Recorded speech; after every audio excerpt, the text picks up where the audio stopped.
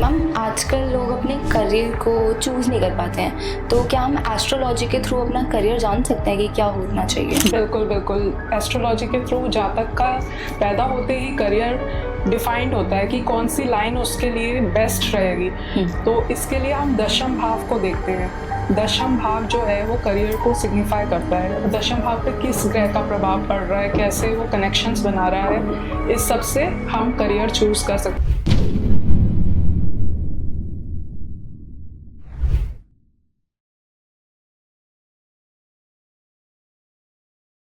Welcome to TVT podcast. आज हमारे साथ है Samaira ma'am as an astrologer. आज की पॉडकास्ट में हम बात करने वाले हैं अबाउट द रिलेशनशिप इश्यूज जो आपकी लाइफ में फेस हो रहा है between like husband and wife and other relations also.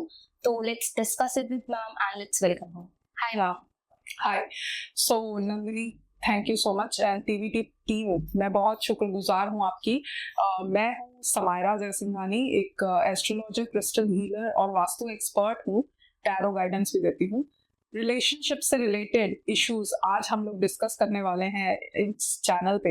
Ma'am आजकल लोग अपने करियर को चूज़ नहीं कर पाते हैं, तो क्या हम एस्ट्रोलॉजी के थ्रू अपना करियर जान सकते हैं कि क्या होना चाहिए? बिल्कुल बिल्कुल। एस्ट्रोलॉजी के थ्रू जातक का पैदा होते ही करियर डिफाइंड होता है कि कौन सी लाइन उसके लिए बेस्ट रहेगी। तो इसके लिए हम दशम भाव को देखते हैं। दशम भाव जो है वो करियर को सिग्निफाई करता है। दशम भाव पे किस ग्रह का प्रभाव पड़ रहा है, कैसे वो कनेक्शंस बना रहा है, इस सब से हम करियर चूज कर सकते हैं। जैसे कि सपोज मंगल और राहु का इम्पैक्ट है उस पर, तो ऐसा पर्सन ना कंप्यूटर साइंस में बहुत अच्छा होता है। अगर वो उस प्रोफेशन में जाएगा तो वो बहुत तरक्की करेगा। इसके अलावा हम लोग सैटर्न को भी, सैटर्न मतलब शनि, शनि को हम लोग प्रोफेशन का कारक मानते हैं। तो शनि की पोजीशन कुंडली में क्या है वो बहुत मैटर करता है। वो कैसे राशि में बैठा हुआ है, जल तत्व की राशि है या अग्नि तत्व की राशि है, उससे बहुत इम्पैक्ट पड़ता है कि किस टाइप का करियर और किस टाइप की एनर्जी लेकर आप प्रोफेशन में जाएंगे। अगर हम बात करें बिजनेस, जो लोग बिजनेस करना चाहते हैं उनके लिए बुध और शनि दोनों का प्रभाव देखा जाता है कुंडली में। तो अगर मरकरी और सैटर्न, जिसको मैं बुध और शनि कह रही हूँ, दोनों का आपस में अगर हम कंपैरिजन करें, अगर बुध जो है वो स्ट्रांग है तो आप बिजनेस में जा सकते हैं, एक्यूमेन है आपके पास बिजनेस का। अगर सैटर्न ज्यादा स्ट्रांग है तो फिर आपके लिए सर्विस लाइन ज्यादा बेटर है। बट अगर आप बिजनेस लाइन में जाते हैं तो इसके साथ ये भी चेक कीजिए कि सन कैसा बैठा हुआ है कुंडली में। क्योंकि सन अगर स्ट्रांग नहीं होगा तो बंदे में कॉन्फिडेंस नहीं होता, तो कॉन्फिडेंस नहीं होगा तो फिर वो इतना अच्छा नहीं परफॉर्म कर पाएगा अपनी लाइफ में। तो इसलिए दोनों चीजें बैलेंस होके जब चलती हैं तो आप बिजनेस में जा सकते हैं, अदरवाइज आप सर्विस या कोई और प्रोफेशन चूज कर सकते हैं। तो ऐसे कई कॉम्बिनेशंस होते हैं एस्ट्रोलॉजी में। तो किसी ने अगर अपना करियर पाथ को चूज करा है बट उसमें उसको सक्सेस ही नहीं मिल रहा है, तो क्या उसका इस चीज से रिलेशन है कि कुछ गलत है उसकी? बिल्कुल बिल्कुल। कई बार हम गलतियां कर देते हैं। कई बार ऐसा होता है कि हम अपनी विल से, मतलब हम एजुकेशन कुछ और लेते हैं तो हमें लगता है कि हम उसी लाइन में आगे जाएंगे, लेकिन हमारे लिए प्रकृति ने चुना कुछ और होता है, डेस्टिनी ने कुछ और चुना होता है। तो वो आपके 10th हाउस से पता लगता है। तो वो 10th हाउस बहुत मैटर करता है, चाहे वो मून से 10th माने या फिर वो हम लगन से 10th हाउस माने, दोनों तरह से देखा जाता है। इसके अलावा दशमांश कुंडली एक और होती है जो कि एक डिविजनल चार्ट है, जो कि माइक्रो लेवल पे आपको बताता है कि आपके लिए कौन सा करियर और किस एनर्जी के साथ आपको उस करियर में जाना चाहिए। तो मैं तभी कहती हूँ कि एक एस्ट्रोलॉजर के पास आप जाइए, उससे पूछिए करियर जब भी आप शुरू करने वाले हैं कि किस में मुझे ज्यादा सक्सेस मिलेगी। वो आपको जरूर गाइड करेगा इस चीज में। और जोडियाक साइन के हिसाब से हमें किस करियर पाथ के अकॉर्डिंग जाना चाहिए? सो बेसिकली हम, जैसे मैंने बताया आपको, 10th हाउस इंपॉर्टेंट होता है। तो राशियों का ना यहाँ पे वर्गीकरण किया जाता है। जैसे कि अगर मैं 159 यानी मेष, सिंह और धनु राशि के ऊपर जाती हूँ तो ये फायरी साइंस है। तो ये साइंस जो है, ये अगर आपके बाय चांस मून साइन है तो आपके अंदर ना एनर्जी होगी हर चीज को करने की, एक विल होगी कि मैं स्ट्रांगली अचीव करूं। तो ये पावर जो है, इसको अगर मैं टैरो में बोलूं तो इसको वॉन्ड्स की एनर्जी कहते हैं। तो जो मेरे टैरो फ्रेंड्स सुन रहे होंगे उनको ही समझ आ रहा होगा। ठीक है, तो 159 जो है वो फायरी साइंस है। इसके अलावा अगर हम बात करें 2, 6, 10 यानी कि वृषभ राशि, कन्या राशि और मकर राशि, तो ये जो है ना, ये इनमें बिजनेस एक्यूमेंट ज्यादा होता है। ये अर्थ एलिमेंट लेके आते हैं अपने साथ। इनको पेंटिकल्स कहते हैं टैरो में। तो क्या होता है कि जब ये एनर्जीज मिलती हैं तो इनके पास बिजनेस एक्यूमेन है, तो ये कुछ ऐसा सीरियस नेचर का काम, जैसे पूरा इनिशिएटिव लेकर नया काम करना, इनके बस की बात होती है। तो 2, 6, 10 यानी वृषभ, कन्या और मकर राशि वाले जो है उनके अंदर ये पावर होती है कि वो अपने बलबूते पे कुछ काम कर सकते हैं, कुछ नया खड़ा कर सकते हैं, तो बिजनेस भी अच्छा रहता है उनके लिए। फिर तीसरा जो नंबर आता है वो होती है 3, 7 और 11 यानी कि मिथुन, तुला और कुंभ राशि। तो ये होते हैं हमारे इसको हम टैरो में स्वॉर्ड्स कहते हैं। तो स्वॉर्ड्स का जो एलिमेंट है वो कम्युनिकेशन का होता है, ठीक है। इनके अंदर एक तो जो है वो वायु तत्व ज्यादा होता है, तो ये बात करने में होशियार होते हैं, इनके पास विजुअलाइजेशन अच्छी होती है, इंटेलिजेंट माइंड के होते हैं, मतलब आपको बताना नहीं पड़ता है, ये सिचुएशन बहुत जल्दी समझ जाते हैं। तो उसके हिसाब से इनके लिए प्रोफेशन अच्छा रहेगा। ये कम्युनिकेशन में जा सकते हैं, पॉलिसी मेकिंग में जा सकते हैं, एनालिसिस में जा सकते हैं। 3, 7, 11 वालों के लिए ये कॉम्बिनेशन अच्छे रहते हैं। और इसके अलावा होती हैं 4, 8, 12 यानी कि आपकी कर्क राशि, वृश्चिक राशि और मीन राशि, जिनके अंदर वाटर एलिमेंट ज्यादा होता है। तो अगर टैरो में देखा जाए कप्स का एलिमेंट कहा जाता है इसको। ये लोग थोड़ा सा एक तो इमोशनल होते हैं लेकिन ब्रेन स्टॉर्मिंग में अच्छे होते हैं। तो इनके लिए कुछ इंटेलिजेंट वाला काम, कुछ बहुत नॉलेजेबल वाला, पॉलिसी मेकिंग वाला काम बहुत सूटेबल होता है। अब जैसे मैंने पहले क्वेश्चन का बताया आपको कि 10th जो हाउस होता है कुंडली में वो बहुत मैटर करता है। तो 10th हाउस को अगर हम चेक करना चाहें कि 10th हाउस में कौन सी राशि बैठी है, बाय चांस अगर हम ये चेक करना चाहें तो मून साइन अगर आपका बाय चांस हो गया मेष, मून साइन है अगर आपका, तो मून साइन से 10वां नंबर जो राशि होगी वो आपकी 10th हाउस की राशि होगी, क्योंकि वो करियर का आपको बेसिकली इंडिकेट कर रही है। तो आप समझ लीजिए 10th कौन सी राशि हो गई, 10 ही हो गई, यानी मकर राशि हो गई। तो मेष वालों के साथ मकर राशि का कॉम्बिनेशन बैठा, तो ये दोनों आपस में आप देख लीजिए कि 1 और 10 का कॉम्बिनेशन क्या इंडिकेट करता है। तो आप उसके हिसाब से अगर करियर चुनेंगे तो बहुत अच्छा रहेगा। अगर कोई अपना नया ऑफिस का सेटअप कर रहा है तो वास्तु के अकॉर्डिंग हमें क्या क्या चीजें ध्यान रखनी चाहिए? वास्तु तो देखिए बहुत ही महत्वपूर्ण चीज है। अगर मैं देखूं तो इसमें भी अगर और ज्यादा डिटेल में जाए तो सबसे पहली जो चीज इंपॉर्टेंट है वो है आपका मुख्य द्वार। पहले तो मैं थोड़ा सा वास्तु के बारे में बता दूं कि वास्तु क्या होता है। वास्तु मतलब वास प्लस तू प्लस शास्त्र। वास का मतलब आप कहाँ रहते हैं, उसके ऊपर एक आर्किटेक्चरल सिस्टम बना हुआ है जो हमारे शास्त्रों में बताया गया है, जिसको वास्तु शास्त्र कहते हैं। तो अगर मैं इसमें बताऊं तो महत्वपूर्ण सबसे पहले आता है मुख्य द्वार, जो आपकी एंट्रेंस है घर की या दुकान की या बिजनेस की, वो कैसी बनी हुई है।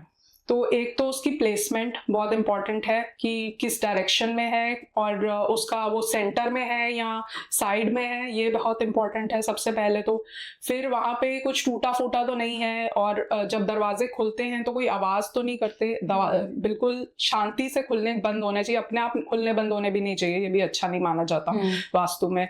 उसका कलर कॉम्बिनेशन कौन सा है, ये सब चीजें बहुत मैटर करती हैं, ठीक है। ये तो फर्स्ट पॉइंट हो गया जो कि मैंने बताया, मुख्य द्वार। अगर आप नेगेटिव एनर्जीज को अवॉइड करना चाहते हो, आप फिटकरी का एक टुकड़ा एंट्रेंस पे रख सकते हो और इसको फ्रीक्वेंटली चेंज करो।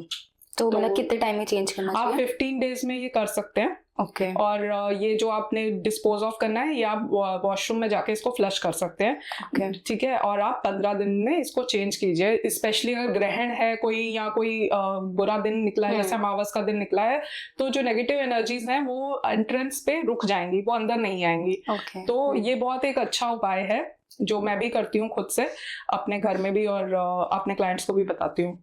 इसके अलावा अगर देखा जाए तो डायरेक्शंस जो बहुत इंपॉर्टेंट है, एक तो साउथ ईस्ट की डायरेक्शन बहुत इंपॉर्टेंट है धन लक्ष्मी के लिए।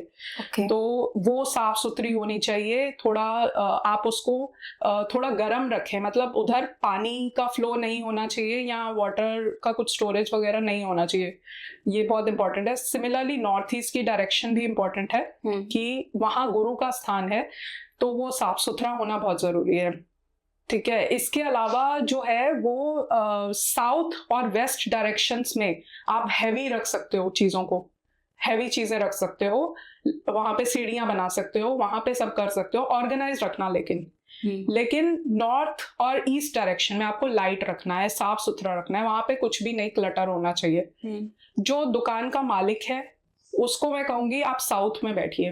दुकान का या बिजनेस का ओनर जो है या घर का भी ओनर जो है वो साउथ में उसका रूम होना चाहिए। इससे एडमिनिस्ट्रेशन में मदद मिलती है।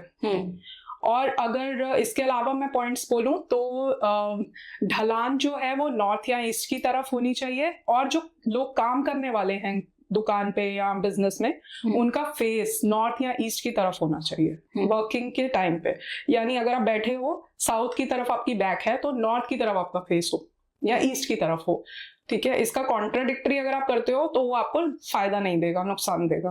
तो आपको इम्पैक्ट करेगा वो। जी बिल्कुल। मैम, प्लैनेट्स की जो पोजीशन होती है वो कैसे हमारी फाइनेंशियल ग्रोथ पे इम्पैक्ट डालती है?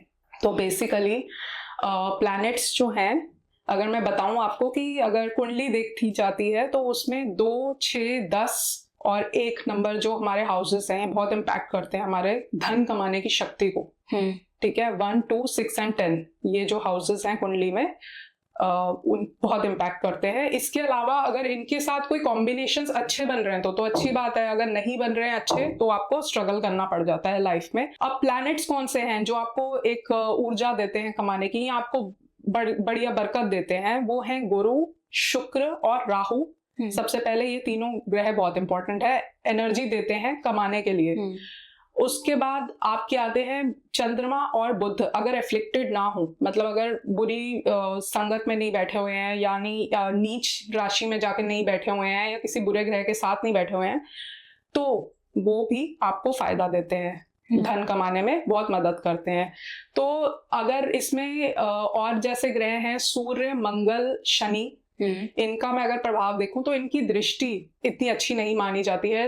1, 2, 6 इन हाउसेस पे दृष्टि अच्छी नहीं मानी जाती है इन ग्रहों की, क्योंकि ये क्रूर ग्रह हैं, फायदे की जगह कई बार बहुत ज्यादा स्ट्रगल करवा देते हैं। पर अगर ग्रहों की बात की जाए, केतु और शनि जो हैं वो अलगाव या डिटैचमेंट के कारक हैं। तो यहाँ पे आप थोड़ा सा पीड़ित हो जाते हो। अगर ये ग्रह अफेक्ट कर जाते हैं आपके इन हाउसेस को तो धन कमाने में मुश्किल आती है। बट अगर 10th हाउस में अगर मंगल है, सूर्य है, शनि है, तो ये तीनों की प्लेसमेंट बहुत बढ़िया है काम के लिए, क्योंकि ये आपको बहुत स्ट्रगल भी करवाएंगे लेकिन नेम फेम भी दिलवाएंगे। तो इनका होना बहुत अच्छा है, आपको दम देता है। और सूर्य का होना तो पॉलिटिक्स में भी ले जाता है। ठीक है, तो ये चीज बहुत अच्छी है। बाकी धन के लिए अगर आप कहो कि उपाय बताओ, तो हर ग्रह के हिसाब से अलग अलग उपाय बताए जा सकते हैं। जैसे कि अगर मैं बात करूं, चंद्रमा पीड़ित है, इसी भाव में बैठा है, इन्हीं भावों में, और पीड़ित हो गया है। अब पीड़ित होने पर उसका उपाय एक बहुत इजी उपाय है कि आप अपनी माताजी से एक पोटली चावल लेकर अपने धन स्थान पे रख दो। तो इससे जो है वो आपका जो नुकसान हो रहा है, बरकत नहीं आ रही है, बरकत आनी शुरू हो जाएगी। धन स्थान पे रखोगे, रोज पूजा पाठ होगी वहां पे, आपकी चंद्रमा की एफ्लिक्शन खत्म हो जाएगी। अगर मैं इसी तरीके से मार्स की बात करूं, मंगल की बात करूं, तो आप मंगलवार के दिन मीठा दान कीजिए। हनुमान जी पे चढ़ा के भी कर सकते हैं, वैसे भी कीजिए गरीबों को। तो इससे भी जो मास से रिलेटेड प्रॉब्लम्स है मंगल की, वो सब परेशानियां खत्म होंगी। बुधवार के दिन अगर आपको बुध की प्रॉब्लम है तो बुधवार के दिन आप गाय को हरा चारा खिला सकते हो। अगर थर्सडे जो होता है हमारा गुरु का दिन होता है, जैसे मैंने कहा गुरु बहुत इंपॉर्टेंट है धन कमाने के लिए, तो गुरु अगर अफेक्टेड है आपके कुंडली में या नीच का है तो आप ब्राह्मण को दाल, चने की दाल का दान कर सकते हैं। इसी तरीके से शुक्र का उपाय है, आप दही लगाइए, दही से नहा सकते हैं। कई लोग नहीं नहा पाते हैं तो वो परफ्यूम यूज कर सकते हैं, पर उसमें अल्कोहल नहीं होना चाहिए जो परफ्यूम आप यूज करें। और शनिवार का उपाय जो शनि से रिलेटेड है वो बहुत ही मजेदार है कि आप लेबर को समोसा खिला दीजिए या फिर नमकीन खिला दीजिए, तो ये बहुत अच्छा उपाय है। इसके अलावा बस सन रह गया, वो सन का तो आपने गाय को गुड़ खिला दिया ना, तो उसी से आपका काम हो जाएगा, आपका धन आने लगेगा। तो ये धन के उपाय मैंने आपको बताया कि कैसे आप कमा सकते हो। अगर आपकी कुंडली में दोष भी हैं तो धन से रिलेटेड, अगर दोष नहीं है तब भी ये चीजें कर सकते हैं। हाँ, ये आप चीजें तब भी कर सकते हैं, लेकिन हाँ, दान कोई भी होता है वो आप तभी करेंगे जब आपकी कुंडली में वो ग्रह खराब है। ओके, तो अगर हम बिना ग्रह, हमें पता ही नहीं है कि ग्रह खराब है या नहीं, अगर कोई व्यूअर देख के ही ये चीजें करने लग गया, देखिए बुध का उपाय आप हमेशा कर सकते हो, जैसे गाय को खिलाना हरा चारा, ये अच्छा उपाय है। और शुक्रवार के लिए आप हमेशा कर सकते हो कि आप परफ्यूम लगाओ, दही से नहाओ। बाकी जैसे मैंने दान के कुछ उपाय बताए, जैसे कि ब्राह्मण को दान करना गुरुवार के दिन, या फिर शनिवार के दिन समोसा दान करना, ये तभी एप्लीकेबल है जब आपकी कुंडली में ये ग्रह पीड़ित हों, अदरवाइज रिक्वायरमेंट नहीं है। हाँ, माता जी से आप पोटली लेकर आप रख सकते हैं धन स्थान पे, ये भी एक बहुत अच्छा उपाय है। सो बेसिकली इसमें जैसे मैंने अभी तो उपाय बताए ग्रहों से रिलेटेड, अगर आपकी, मैंने सपोज कुंडली नहीं देखी है और मेरे को लगता है आपकी कुछ परेशानियां हैं, आप अपनी डेट ऑफ बर्थ नहीं जानते हो बाय चांस, या टाइम ऑफ बर्थ नहीं जानते हो, तो इसमें हम क्रिस्टल्स का यूज भी करते हैं। तो क्रिस्टल्स में जैसे ग्रीन एवेंचरीन हो गया या गोल्डन पायराइट हो गया, इनका जो है ना ऑरा इतना पॉजिटिव होता है कि ये अपने पास रखने से या पहनने से हमें धन की प्राप्ति होती है, हम अट्रैक्ट करते हैं धन को, और प्रोफेशनल इश्यूज में भी हमें जो प्रॉब्लम्स आ रही हैं वो सॉल्व होती हैं। इसके अलावा सिट्रीन, येलो सिट्रीन बहुत अच्छा है, अगर आप पहनते हैं उसको, वो ओवरऑल ग्रोथ देता है आपको। अगर हमें किसी का वेल्थ कॉम्बिनेशन देखना है उसके बर्थ चार्ट के अकॉर्डिंग, तो हम वो देख सकते हैं? हाँ जी, जैसा आपने पूछा, एक तो लक्ष्मी योग होता है, वो हम चेक करते हैं कि किस तरीके के कॉम्बिनेशंस बने हुए हैं, धन की निरंतरता रहेगी कि नहीं रहेगी इस व्यक्ति के पास, क्योंकि कई लोग हम देखते हैं हमेशा ही उनके पास मतलब कहीं से भी आ जाता है धन, चाहे कितनी भी परेशानी चल रही हो उनके पास आ जाता है। तो इसके लिए जब मैंने स्टडी किया था तो मुझे चीजों का पता लगा था कि शुक्र तो एक तो बहुत इंपॉर्टेंट ग्रह है ही धन का, और अगर आपका 9th हाउस का लॉर्ड जो है वो स्ट्रॉन्ग पोजीशन में बैठा हुआ है या किसी अच्छे ग्रह के साथ पोजीशन में है, उसका प्रभाव बहुत अच्छा है कुंडली पे, तो धन की निरंतरता बनी रहती है। इसको हम लक्ष्मी योग भी कहते हैं शास्त्रों के हिसाब से। इसके अलावा अगर मैं बात करूं कि कुंडली में कौन से हाउसेस होते हैं जो धन के कॉम्बिनेशंस दिखा सकते हैं, तो वो है पहला, सेकंड, इसके अलावा 5, 9 और 11, ये जो हाउसेस है ना, इनसे हम धन का आगमन देखते हैं, जो कि भाग्य से आएगा, मतलब अपने आप आएगा, आपको बहुत ज्यादा एफर्ट नहीं करने पड़ेंगे। तो इस केस में जो है, अगर इन हाउसेस में कोई स्ट्रॉन्ग ग्रह बैठे हुए हैं, अच्छी पोजीशन में है, अच्छी दृष्टि इन पे पड़ रही है, गुरु की दृष्टि पड़ गई या शुक्र की दृष्टि पड़ गई, तो या यही ग्रह बैठे हुए हैं वहां पर, तो भी धन की निरंतरता बनी रहेगी। तो उस इंसान को मेहनत करने की जरूरत नहीं है, मतलब वो अगर बाई चांस कहीं पे भी स्टक हो भी गया ना लाइफ में, तो भी धन आएगा उसके पास, मतलब कम मेहनत में भी धन ज्यादा आएगा। हाँ, तो ऐसे भी कुंडलियां होती हैं जिनमें धन ज्यादा दिखता है, मेहनत कम दिखती है। तो ये चीज हमारी पुरानी डेस्टिनी, पुराने कर्मों से प्रभावित होके हो रहा होता है। इसके अलावा एक कॉम्बिनेशन और है, जैसे मैंने कहा गुरु और शुक्र बहुत इंपॉर्टेंट है, तो गुरु शुक्र का अगर बाई चांस ट्राइन में बैठे हैं या कंजंक्शन में एक साथ बैठ गए या आमने सामने बैठ गए, तो भी धन की निरंतरता दिखाते हैं। अगर किसी के हेल्थ इश्यूज या कुछ हो रहे हैं तो उसको हम एस्ट्रोलॉजी के थ्रू प्रिवेंट कर सकते हैं? हाँ जी, एक्चुअली कुंडली में जैसे अगर हम देखते हैं तो पहले से ही पता लग जाता है कि क्या परेशानियां आ सकती हैं, तो ओवरऑल तो पता लग ही जाता है। बट इसके अलावा हमारे पास 6th हाउस, 8th हाउस और 12th हाउस बहुत इंपॉर्टेंट होते हैं फॉर हेल्थ से रिलेटेड, जो भी हमें इंफॉर्मेशन चाहिए होती है यहाँ से मिल जाती है। तो 6th हाउस जो होता है वो हमें ये दिखाता है कि पर्सन को क्या बीमारियां हो सकती हैं, उसकी लॉन्जेविटी जो है वो 8th हाउस से देखी जाती है, immunity power again 6th house से देखी जाती है। देन जो 8th हाउस है वो सफरिंग्स का हाउस भी है, कि सडनली कोई प्रॉब्लम आ गई, कोई सीरियस प्रॉब्लम आ गई, वो 8th हाउस से देखी जाती है। 12th हाउस की अगर मैं बात करूं तो ये हॉस्पिटलाइजेशन को इंडिकेट करता है। अगर 12th हाउस किसी टाइम पे बुरी तरीके से पीड़ित है तो हॉस्पिटल के चक्कर काटने पड़ सकते हैं उस समय। और ये सब पता कैसे लगता है हमें? ये ऐसे पता लगता है कि जैसे अभी दशा चल रही है किसी प्लैनेट की, उसकी अंतरदशा आ रही है, या फिर गोचर में वो ग्रह उस डायरेक्शन से गुजर रहा है, उन हाउसेस के ऊपर से गुजर रहा है, तो इससे हमें ये पता लगता है कि ये ग्रह जो है ये बीमारियां, ये परेशानियां दे सकता है अब आने वाले समय में। तो हम जातक को पहले ही बता देते हैं, अवेयर कर देते हैं। अब आप पूछोगे कि उपाय कैसे पता लगते हैं, क्या करना चाहिए?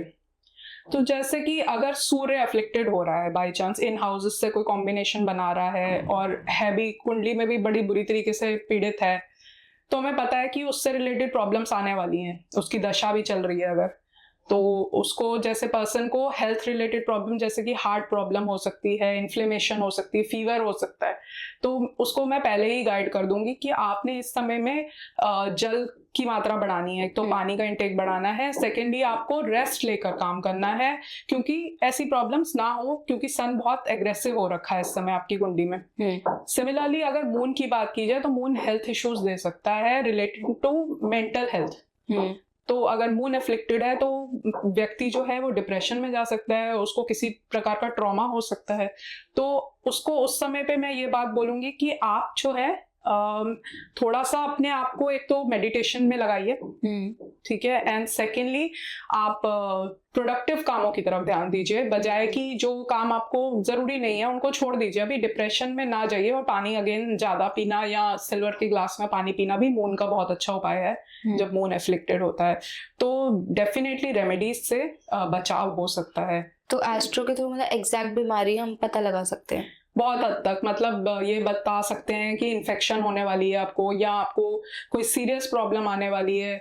जैसे सैटर्न का अगर इम्पैक्ट देखा जाता है ना, तो सैटर्न जो है वो ये दिखा देता है कि कोई लंबी चलने वाली बीमारी आने वाली है। हम लोग ये नहीं बताएगा कि क्या आने वाला है, बट एग्जैक्टली वो, हाँ, तो इसीलिए जो ज्योतिषी हैं जो प्रिडिक्शन कर रहे हैं उन्हें एक तो भगवान विष्णु का आशीर्वाद मिला हुआ कहते हैं, तो वो जो बोल देते हैं कई बार तो अपनी बुद्धि से बोलते हैं, लेकिन वो बात सच भी हो जाती है। और ये सारा एनालिसिस जो है वो उनकी बुद्धि से ही हो रहा है। वो बताते हैं कि भाई ये आपको बीमारी होने वाली है, तो वो कैसे प्रिडिक्शन कर रहे हैं, वो उनसे भगवान ही करवा रहे हैं। तो इसलिए आपको पता लग जाएगा कि ये प्रॉब्लम आने वाली है। तो एटलीस्ट मैं अपने क्लाइंट को ये तो बता दूंगी ना कि आप इस चीज से सावधान रहना, थोड़ा अलर्ट रहो, या हेल्थ चेकअप करवा लो। तो ये तरीके से हम करते हैं। इसके अलावा एक सैटर्न और राहु का कॉम्बिनेशन कहीं पे बनता है अगर ट्राइन में या कैसे भी, तो वो पीड़ा देता है और रिकवरी उसमें जो है थोड़ी सी मुश्किल हो जाती है। ऐसा कॉम्बिनेशन अच्छा नहीं माना जाता है। जैसे कोई पॉइजन आपने ले लिया या कुछ ऐसा आपको पॉइजनस प्रॉब्लम आ गई या बहुत सीवियर इन्फेक्शन हो गया जिसकी वजह से सीरियस प्रॉब्लम्स हो जाती हैं।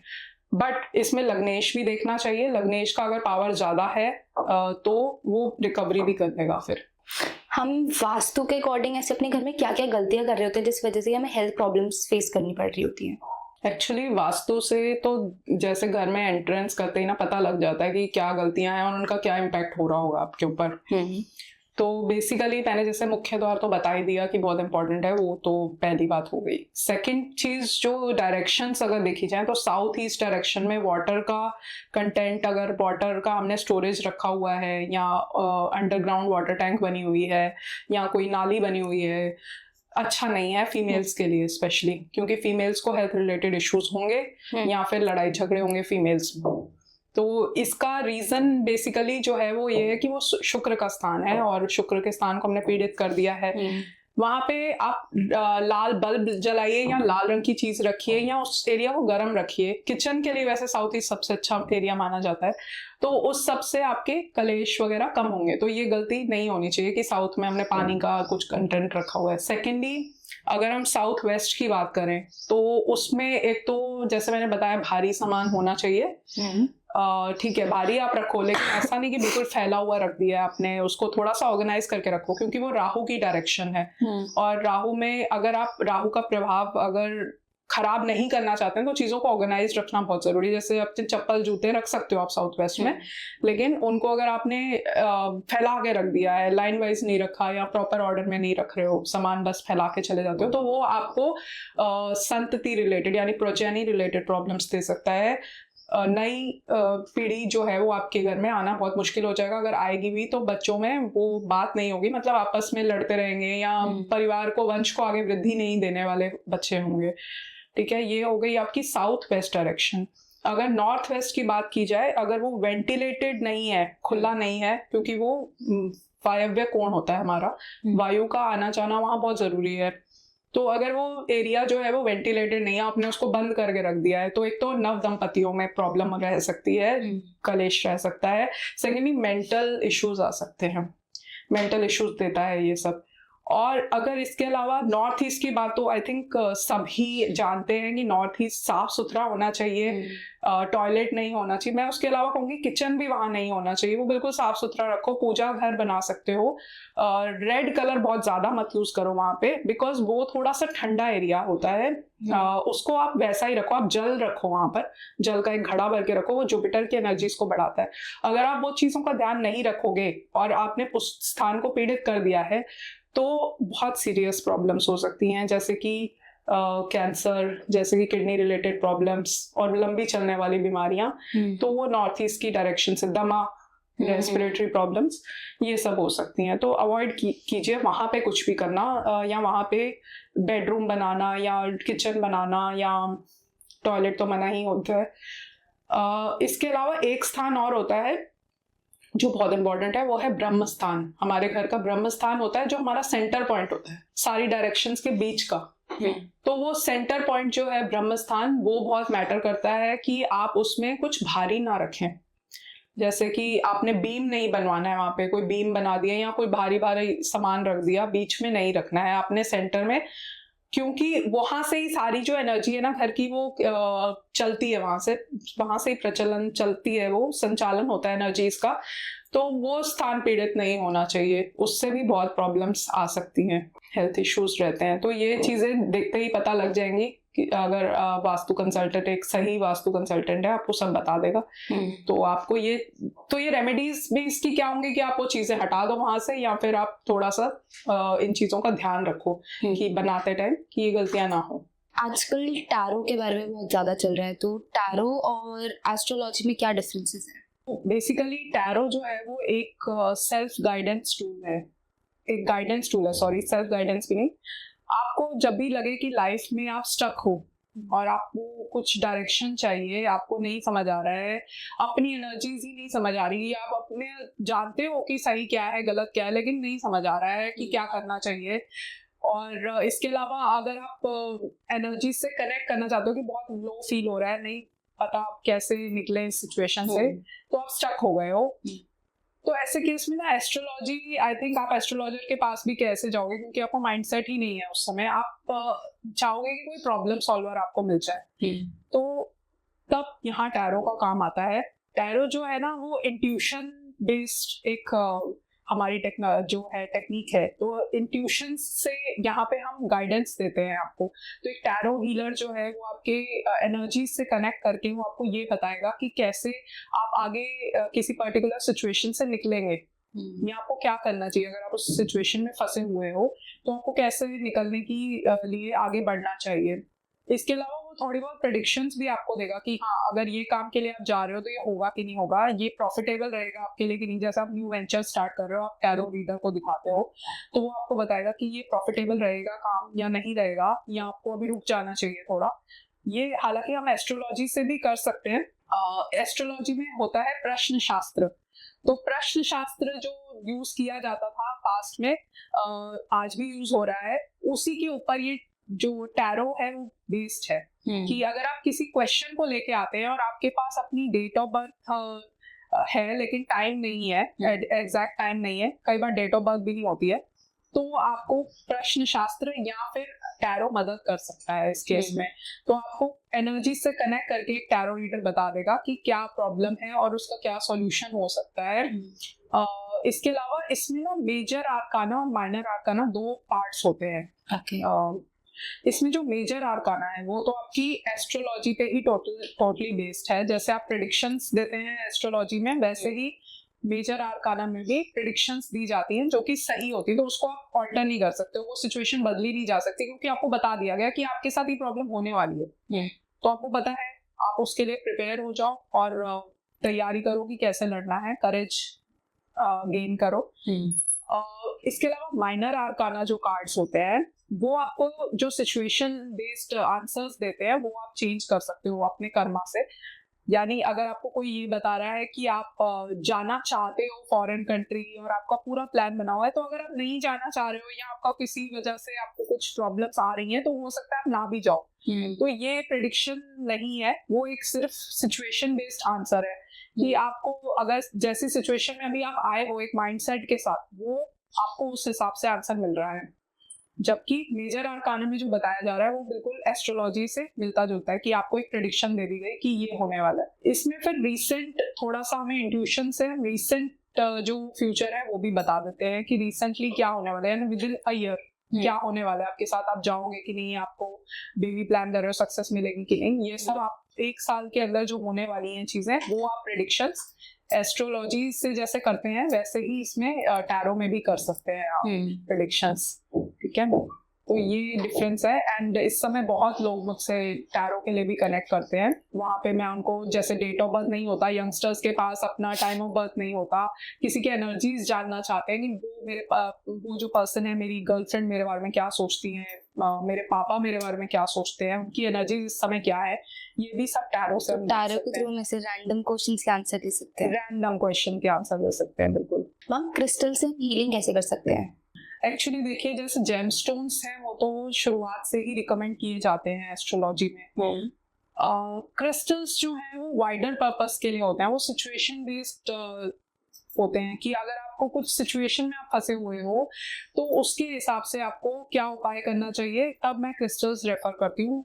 सेकेंडली, जेमस्टोन्स इस समय काफ़ी कॉस्टली भी हैं, तो क्रिस्टल्स लोग ज़्यादा प्रेफर करते हैं क्योंकि अफोर्डेबल होते हैं, लेकिन बहुत प्रभावशाली होते हैं। किसी भी सिचुएशन के हिसाब से क्रिस्टल्स को रेफर करती हूँ। जैसे कि अगर कोई लव मैटर्स में फंसा हुआ है, उसको अपना प्यार नहीं मिल पा रहा है और उसको लगता है कि भाई अलगाव का रीजन नहीं समझ आ रहा है, वापस आ जाना चाहिए मेरे पार्टनर को, वो एनर्जीज चाहता है कि वापस आ जाए मेरे पास, तो मैं उसको रोज क्वार्ट्ज का ब्रेसलेट रेफर करती हूँ कि वो पहने उसको। अगर वो इतना टूटा हुआ है कि वो उसको भी लग रहा है कि मैं ये भी नहीं कर पाऊंगा, मेरे को नहीं पहनना, मुझे किसी चीज पे भरोसा नहीं है, तो मैं उसको उस समय रोज क्वार्ट्ज की जो टम्बल्स है जो कि स्टोन पीसेस टाइप होते हैं, वो मैं उनको चार्ज करके एक्टिवेट करके दूंगी।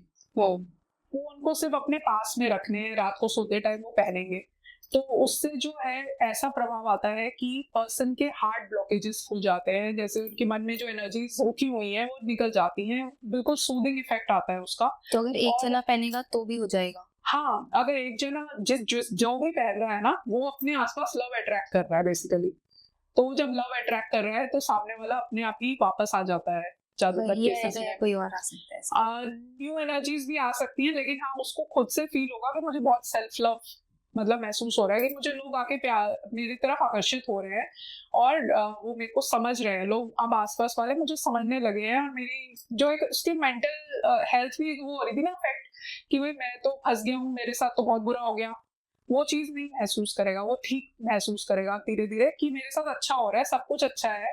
तो प्रकृति का एक नेचर होता है कि जब हम एक डेफिशिएंसी की एनर्जी में जीते ना, तो वैसे भी चीजें हमें हमसे दूर जाने लगती हैं। यहाँ पे क्योंकि हम एक पॉजिटिविटी वाला माइंडसेट अपने आप ही हमारे अंदर आ रहा है, सबकॉन्शियस माइंड को हमारे हीलिंग हो रही है बेसिकली, तो अपने आप ही चीजें हमारी तरफ आगे अट्रैक्ट करने लगती हैं, तो लव एनर्जी से अट्रैक्ट करता है वो।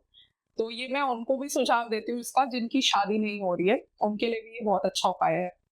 इसमें और भी क्रिस्टल्स आते हैं, जैसे कि ब्लैक टर्मोलिन हो गया, वो नजर दोष से बचाता है, नजर नहीं लगेगी आपको उसको पहनने से। आजकल लोग नजर वाला इविल आई पहनते हैं, उससे इविल आई भी अच्छा है, लेकिन ब्लैक टर्मोलिन सबसे ज्यादा कंफर्टेबल और सबसे अच्छा स्ट्रॉन्ग इफेक्ट मैंने देखा है ब्लैक टर्मोलिन का, वो आप पहनिए। और जो चीजें मैं बता सकती हूँ, जैसे कि अगर आपको एनर्जेटिक फील नहीं हो रहा तो आप रेड जैस्पर पहनिए, रेड जैस्पर का क्रिस्टल भी है और ब्रेसलेट्स भी हैं। येलो सिट्रीन ओवरऑल ग्रोथ के लिए बहुत अच्छा होता है, बेबी के लिए प्लान कर रहे हैं तो उस समय आप पहन सकते हैं। बेसिकली येलो सैफायर का सब्स्टिट्यूट है येलो सिट्रीन, ठीक है। और भी क्रिस्टल्स हैं जैसे कि ग्रीन एवेंचुरिन मैंने बताया था, प्रोफेशनल इश्यूज में बहुत हेल्प करता है, आपको निकालता है। गोल्डन पायराइट जो है वो धन को अट्रैक्ट करने के लिए होता है, और सेलेनाइट जो है वो नेगेटिविटी को न्यूट्रलाइज करता है। आसपास जो नेगेटिविटी, आप सेलेनाइट की प्लेट रख लीजिए तो नेगेटिविटी न्यूट्रलाइज हो जाती है। तो ये बहुत ही अफोर्डेबल भी होते हैं और बहुत इफेक्टिव होते हैं। और मतलब क्लाइंट्स तो खुद ही से बताते हैं, 2 दिन नहीं होते तो उनका फोन आ जाता है कि हमें तो ये फायदा होने भी शुरू हो गया। तो ये बहुत मुझे बहुत राहत देता है, क्योंकि हीलिंग होती है उनकी सबसे, और वो खुद से नहीं भी कर पाए तो मैं टम्बल्स भिजवा देती हूँ, तो वो उससे भी हीलिंग होती है। मैम आजकल लोगों के रिलेशनशिप में बहुत ज़्यादा इश्यूज चल रहे हैं, ब्रेकअप, पैचअप, ये सब चीज़ें हो रही हैं। तो अगर किसी को अभी इश्यूज रिजॉल्व कर रहे हैं लाइक इन दिस नवरात्रि, तो उसके लिए आप कुछ रेमेडीज दे सकते हो? बिल्कुल, नवरात्रि का समय चल रहा है। इस समय माँ दुर्गा की एनर्जीज बहुत पावरफुल होती हैं। तो एक तो सबसे अच्छा उपाय जो मैं बोलूँगी कि अगर आप किसी भी रेमेडी के लिए करना चाहते हैं, किसी भी परेशानी के लिए, कुंजिका स्तोत्र का पाठ कीजिए 11 बार। अपनी लाइफ में अगर आप ये उपाय करना शुरू कर देते हैं ना, तो आप देखेंगे कि कितना कनेक्शन आपको फील होता है माता से, और आपकी सारी मनोकामनाएं पूरी होने लगेंगी। सेकेंडली, आपने जैसे मुझसे पूछा कि रिलेशनशिप इश्यूज में क्या करना चाहिए, तो देखिए, गाय को हमारी जो है शास्त्रों में माता का दर्जा दिया गया है, प्लस गाय बहुत पूजनीय है। तो फ्राइडे का उपाय जो शुक्र से रिलेटेड है, मैं वो कहूंगी कि आप इन नवरात्रियों में माता को मानकर गाय को हरा चारा खिलाइए, और ये आप 11 शुक्रवार कीजिए। तो आप देखेंगे कि आपकी जो भी रिलेशनशिप से रिलेटेड प्रॉब्लम्स हैं वो सॉल्व हो रही हैं। और जो लोग चाह रहे हैं कि शादी नहीं हो रही है और चाहते हैं कि जल्दी वर मिल जाए, जो लड़कियां ऐसा चाहती हैं, वो 11 शुक्रवार का व्रत रख सकती हैं इन नवरात्रों से शुरू करके, और माता पर श्रृंगार का सामान चढ़ाएं। तो देखिए कैसे झटपट आपकी मनोकामना पूरी होती है और शादी हो जाती है। तो आज की सेशन से रिलेटेड जो भी इश्यूज आपको हों, या आप मुझे अपनी कुंडली दिखाना चाहें, या टैरो से गाइडेंस लेना चाहें, कोई हीलिंग से रिलेटेड उपाय पूछना चाहें, तो आप मेरे दिए गए नंबर जो कि नीचे दिया गया है डिस्क्रिप्शन में, उस पर आप मेरी टीम के साथ कांटेक्ट कर सकते हैं, मुझे व्हाट्सएप कर सकते हैं, और मेरा इंस्टाग्राम का जो लिंक दिया गया है उस पर भी आप मुझसे कनेक्ट कर सकते हैं हाय बोलकर।